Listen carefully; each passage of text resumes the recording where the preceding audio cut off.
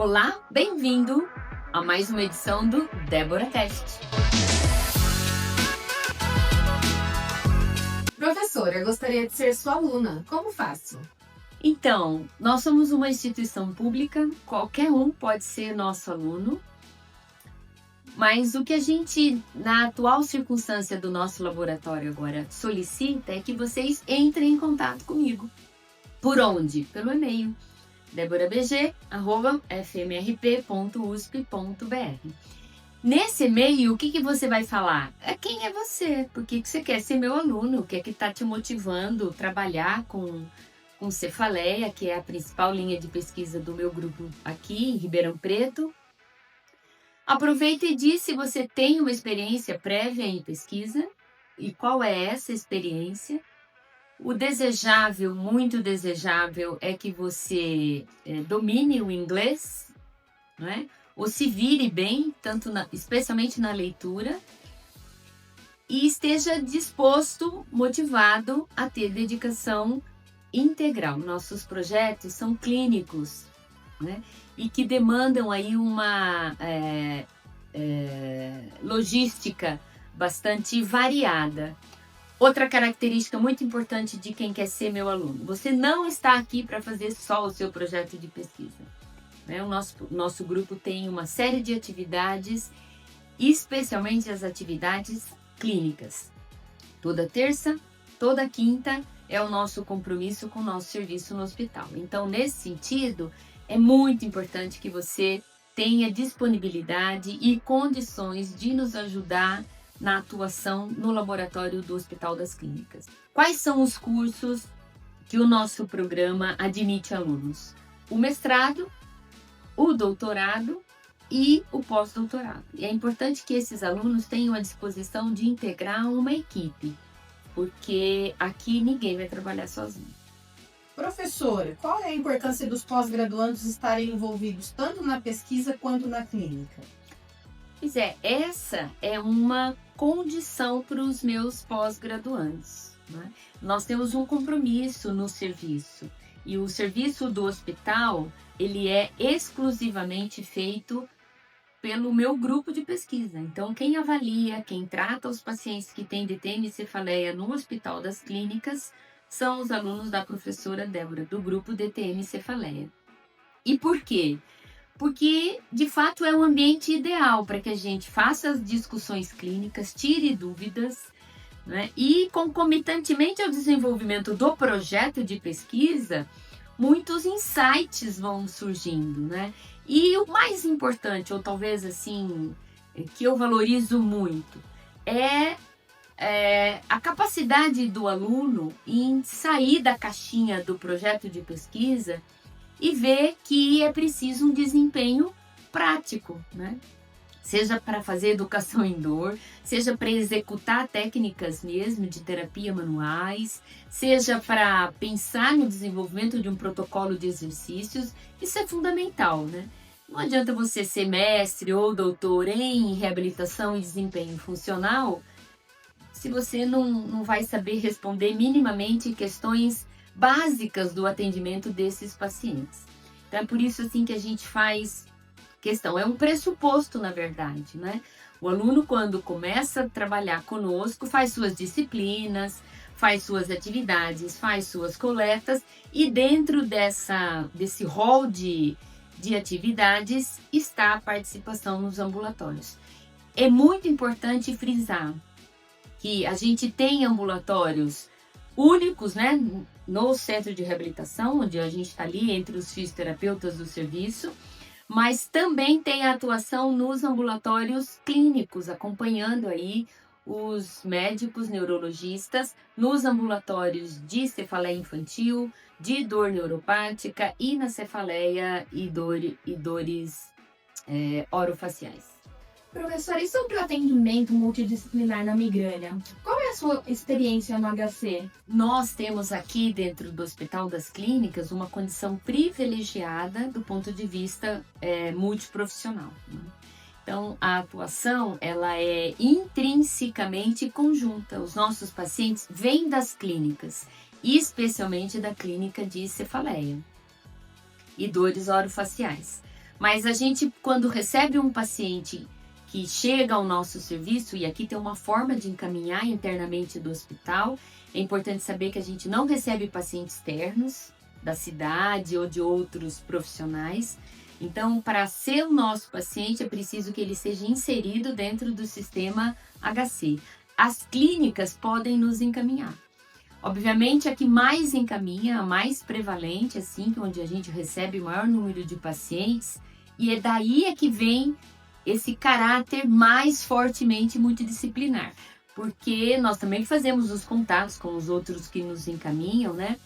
Mas com a neurologia, a gente tem uma presença física comum nos serviços, nos ambulatórios. Os nossos serviços também eventualmente contam, claro que isso depende da época, né? Mas também com dentista, com psicólogos, né? Que também fazem parte aí das discussões clínicas. O grande diferencial, eu entendo que tem muita relação com o avanço do nosso grupo, é essa proximidade com o serviço de neurologia do nosso hospital, né? Os meus alunos acompanham o ambulatório próximo aos residentes da neurologia. Eles estão aprendendo, claro, e os nossos alunos também. Participam das discussões, muitas vezes entram na sala, veem presencialmente os procedimentos, e esse é um diferencial enorme do nosso serviço, que contribui muito com a formação do médico, com a formação do fisioterapeuta, com nós, né, digamos assim, os professores, né, eu, professora Fabíola, o professor Roberto, a professora Natália, assim, a interação isso faz com que todo mundo saia ganhando, principalmente o nosso paciente. Temos dicas para aqueles que são só clínicos? Essa pergunta é ótima, como é que o clínico faz isso? Estabelecendo o contato, né? É claro, eu disse para vocês, essa é uma característica do nosso serviço, porque a gente está num hospital terciário, numa faculdade de medicina que é referência mundial. E uma faculdade de fisioterapia também. Mas você que está aí na sua clínica, se aproxime, né, dos profissionais que te encaminham. Eles precisam te conhecer de alguma forma. Precisam saber que você domina, né? E tome cuidado quando você falar o diagnóstico da cefaleia. Nós não estamos fazendo diagnóstico, mas a gente sabe que as cefaleias não são todas iguais, que elas diferem, que tem características importantes entre os principais tipos. A gente tem aí os mais prevalentes que vão aparecer no seu consultório. Esses você tem que conhecer muito bem. Então, você tem que conhecer bem o que é uma enxaqueca, uma migrânia, o que é uma cefaleia do tipo tensional, o que é uma cefaleia cervicogênica, né? As cefaleias que estão associadas às disfunções temporomandibulares, né? As cefaleias que estão associadas com condições miofasciais, né? Disfunções de equilíbrio, tontura, vertigem. Isso é um combo básico. Você dominando isso, fica muito melhor seu diálogo, sua conversa com os profissionais que estão encaminhando para você, que podem ser médicos neurologistas, otorrino, dentistas, ortopedistas, entre outros profissionais, né? Então, se abra ao contato, se abra à partilha, tire suas dúvidas, faça a pergunta, compartilhe o caso do seu paciente e, acima de tudo, eu diria, se capacite para atender bem esses pacientes. Isso é o seu diferencial. Professora, o que a senhora ainda quer explorar na pesquisa científica? Eu quero viver muitos anos. Não só para explorar, não só para ver meus netinhos crescer, minhas netinhas crescerem, mas para continuar estudando e contribuindo muito, ou na medida sempre do possível e do melhor que a gente puder fazer, para entender melhor como essas outras repercussões que o paciente que tem dor de cabeça, e de que repercussões eu estou falando? Repercussões musculoesqueléticas, então são dores musculares, são restrições de amplitude que acontece na cintura escapular, na cabeça, no pescoço, né, na boca. Então, entender essas sensibilizações todas, né, essas condições psicossociais, isso a gente sabe que tem tomado aí uma proporção cada vez maior, ajudá-lo também a melhorar sua postura, né, sua posição, né, sua coordenação motora. A gente sabe hoje, a gente já conhece essas repercussões, especialmente na região crânio-cervical. E isso tudo exige de nós pesquisa, sem contar os estudos clínicos, né? Que eu quero dizer, os ensaios clínicos. Vamos testar tal intervenção? Vamos ver se associado ao medicamento ou não, o paciente melhora, não apenas a frequência das crises, mas também a incapacidade? E se o desfecho for aspectos de sensibilização? A gente tem muito para aprender ainda, entender, e com o objetivo de ajudar melhor esses pacientes. Então, tem muita pesquisa para rolar ainda. Professora, eu gostaria muito de participar das suas discussões de caso clínico. Posso? Isso já foi possível e não está completamente fechado, mas o que a gente observa? A gente tem, como eu disse, como eu já expliquei várias vezes, né, nós temos um serviço para tocar. E o visitante, ele toma tempo, ele demanda atenção que nem sempre, ou em todos os momentos, a gente consegue dar. As nossas reuniões acontecem todas as terças às 11 horas. De forma geral, todos os alunos da USP podem vir assistir, porque elas realmente são abertas.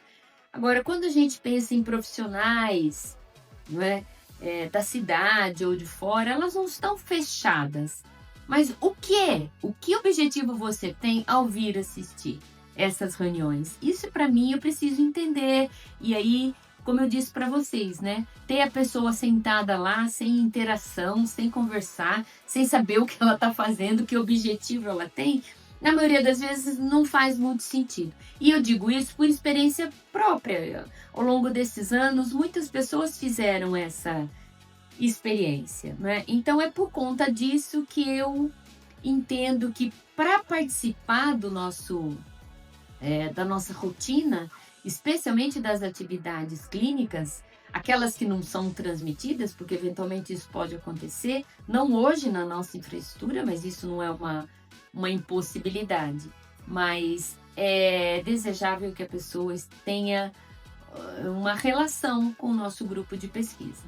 Professora, do que é composto o tratamento que vocês usam nos atendimentos no ambulatório? Isso vai sempre depender da nossa avaliação, mas eu posso dividir com vocês aquilo que é muito comum que a gente use, né?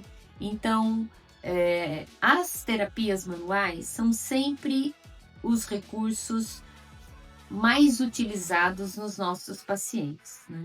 Mas que também envolvem uma série de outras abordagens. Então, por exemplo, a educação em dor é um aspecto básico, né? Todos os pacientes passam por um processo de educação em dor, seja formal, numa primeira sessão, mas ao longo do tratamento sempre vão receber essas orientações. A terapia manual, como eu disse, é o grande carro-chefe, né? Porque a gente sabe que pacientes que têm cefaleia, eles têm muitos pontos gatilhos, muita tensão muscular, né? Muita rigidez, muita restrição de amplitude, e tudo isso a terapia manual a gente já sabe que traz benefícios importantes. Os pacientes muito alodínicos não se beneficiam tanto desse toque físico. Então, muitas vezes, além da educação em dor, as mobilizações são muito utilizadas no nosso serviço e a gente pode lançar mão de algum recurso físico. No nosso caso, principalmente a eletroestimulação e a fotobiomodulação. Outro ponto muito importante nas nossas terapias é o uso dos exercícios físicos. Então, específicos, no caso do pescoço, mais direcionados para a cintura escapular, exercícios posturais, orientações de condução de atividade física mais sistematizada, tudo isso faz parte do nosso rol de atendimento. E como eu já disse, mas gostaria de repetir, isso depende de um protocolo, é verdade. Por exemplo, o exercício respiratório. Difícil um paciente que não vai passar por esse treinamento de exercícios respiratórios. Então, apesar de a gente ter um protocolo básico, tudo isso vai depender da nossa avaliação, que também é constante. Professora, eu gostaria muito de avaliar o pescoço do meu paciente, mas eu não tenho Crohn. Que outra ferramenta eu posso usar? Eu prefiro o Crohn, mas é claro que ele não é acessível para a maioria das pessoas que trabalham com avaliação cervical, né? A gente, logo no início do nosso grupo, nós tivemos essa preocupação, né? E aí a gente fez um trabalho mostrando a equivalência ou a concordância entre os dados obtidos pelo Crohn e os dados obtidos pelo flexímetro, que também hoje em dia a gente pode usar até mesmo o celular como flexímetro, fazendo aí a mesma medida. Essa validação aconteceu com o flexímetro. A gente sabe então que o flexímetro pode e é, né, uma ferramenta útil para ter aí a quantificação da amplitude cervical. Mas isso é importante? Muito. Porque o paciente não tem ideia do quanto o pescoço dele está limitado, né? A amplitude está limitada. E é importante você fazer um screening inicial, uma avaliação muito boa, que dê para você e para o paciente noção de como é que é a amplitude. Qual é a enorme vantagem do Crohn? É quando a gente faz o Flexion Rotation Test, porque existe aí um componente da rotação que o flexímetro não consegue captar. Como é que eu ensino, então, de um jeito muito prático, a fazer o Flexion Rotation Test sem o Crohn? A gente sabe, ou pelo menos até hoje na literatura, a gente tem uma referência de amplitude. Se espera que, quando você está em máxima flexão do pescoço e eu faço a rotação, essa rotação tem que ser pelo menos mais do que 34 graus. Então, você pode ter essa projeção, não é? Quando você, então, está com a cabeça do seu paciente em máxima flexão e vai fazer o teste, você sabe que você tem do nariz dele ao ombro 90 graus. Você tem ideia de onde é que está o 45. Portanto, não é muito... Você fala, nossa, professora, a senhora é uma pesquisadora falando isso para nós? É a solução. Para quem não tem Crohn, é pensar isso mesmo. Se o seu paciente vai até a metade daquele 90, você sabe que ele tem amplitude que pode ser considerada normal, não é? Por outro lado, se você sabe que ele nem chega na metade, tem dor, tem restrição, você pode supor, né, que o Flexion Rotation Test é positivo, né? E nesse sentido, um raciocínio clínico parte daí. Ele tem um bloqueio cervical alto, ou para a direita ou para a esquerda. Por dor, pode ser também por restrição, mesmo que você queira mobilizar, não vai, né? E aí isso gera uma intenção terapêutica extremamente importante, né? Que pode representar aí um turning point na melhora desse paciente, porque você libera a cervical alta, a chance dessa região diminuir aí, né, os inputs todos sensoriais que podem estar alimentando os quadros de dor, diminui muito, né? Então a gente tem muita chance de melhorar o quadro do seu paciente. Então percebe que é a partir da avaliação e desse filho. E se você puder, compra um Crohn. A empresa podia me patrocinar, só que não, gente. Eu acabei de investir. Na verdade, o nosso laboratório acabou de investir em mais um equipamento, né? Professora, além das questões musculoesqueléticas cervicais e de equilíbrio, também é importante avaliar a ansiedade e depressão nesses pacientes? Especialmente a migrânia, mas as cefaleias têm comorbidades conhecidas. As dores crônicas têm comorbidades conhecidas.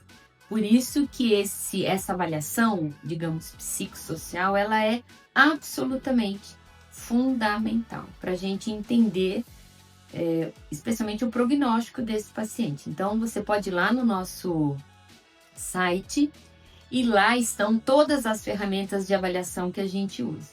Então, você vai ver que a gente tem avaliações de incapacidade, de forma geral, do pescoço, da migrânia, né? Então a gente tem aí questionários diferentes, né? Então a HDI, o MIDAS, o NDI, o CFPDI para DTL, mas o componente psicossocial de ansiedade e depressão também são rastreados e estão lá para vocês acessarem.